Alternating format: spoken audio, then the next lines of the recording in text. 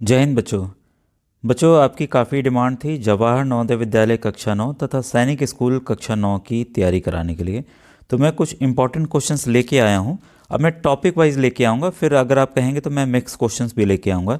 तो आज मैं कुछ संख्या पद्धति के आए हुए महत्वपूर्ण प्रश्नों को बताने जा रहा हूँ, जो कि आपके एग्ज़ाम में आ सकते हैं और कुछ बदलाव के साथ आ सकते हैं। तो बस आपको तरीका सीखना है इन प्रश्नों को कैसे आपको हल करना चाहिए।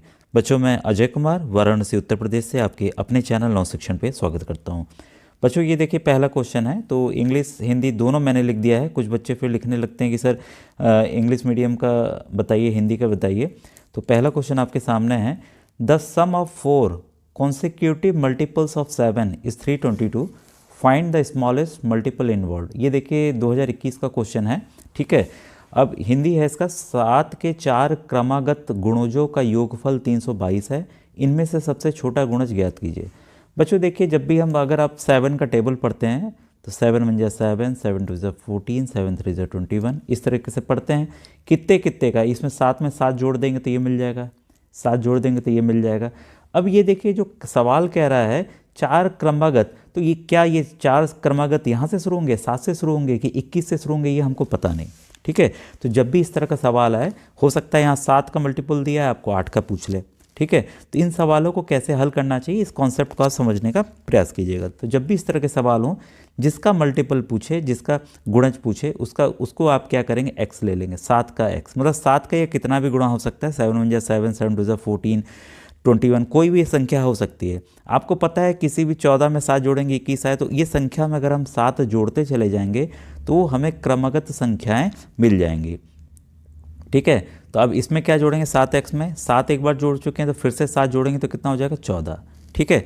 फिर वैसे ही आपका आखिरी क्या होगा, 7x प्लस 21। आप इसको नोट कर लीजिएगा। ठीक है, क्योंकि मैं चाह रहा हूँ सवाल दिखता भी रहे और मैं यहाँ, आप अच्छे नोट कर लिए तो मैं नीचे खसका के एक वाइट पोर्शन उसमें हल कर रहा हूँ। तो ये आपने ज़रूर नोट कर लिया होगा कि जो 4 क्रमगत संख्याएं हैं वो ये होंगी। अब प्रश्न के हिसाब से हम करेंगे, क्योंकि प्रश्न कह रहा है कि उनका योग जो है वो 322 है। ठीक है।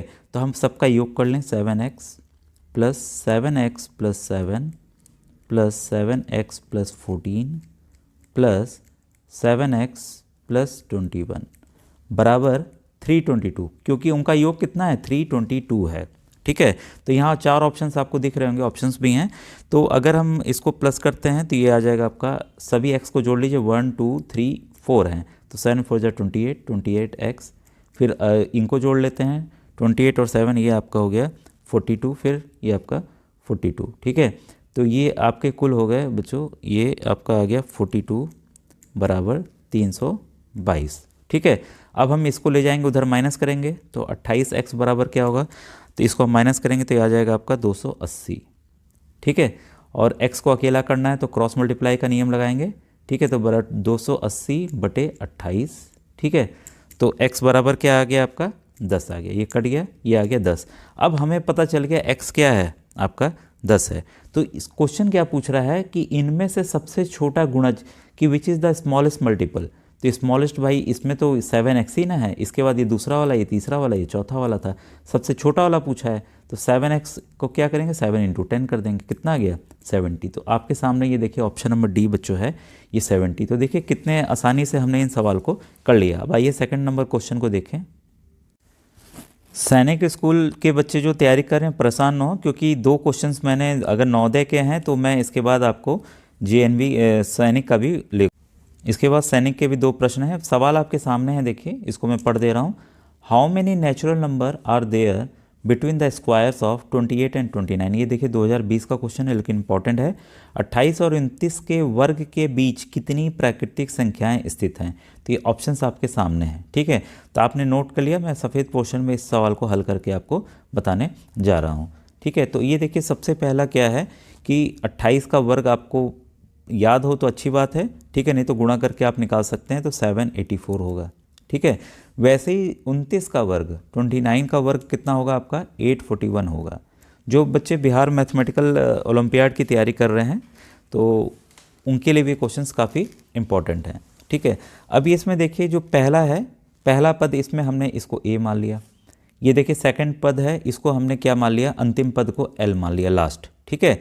और इनका सर्वांतर जो डिफरेंस है संख्याओं के बीच में, डिफरेंस किसी भी 784 के बाद 785 फिर 86 कितने का अंतर कितना है, अंतर इसमें अंकों के बीच में अंतर जो है एक का, ये तो पहला अंक है, ये आखिरी अंक है।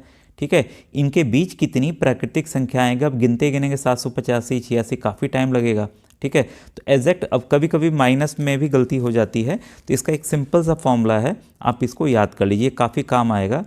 पदों की संख्या मीन्स नंबर ऑफ टर्म्स, आप इंग्लिश में लिख लीजिए। ठीक है, नंबर ऑफ टर्म्स या पदों की संख्या, नंबर ऑफ या टोटल नंबर जो होगा उसका फॉर्मूला है बच्चों, आपका last number minus first number by difference plus 1।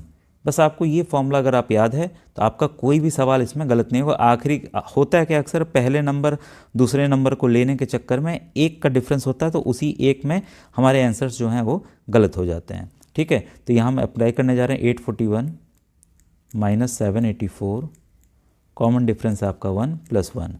अगर हम इसको घटाते हैं तो आता है 57 बटे 1 57 ही हुआ, प्लस 1 ऐड कर लें, कितना आया 58।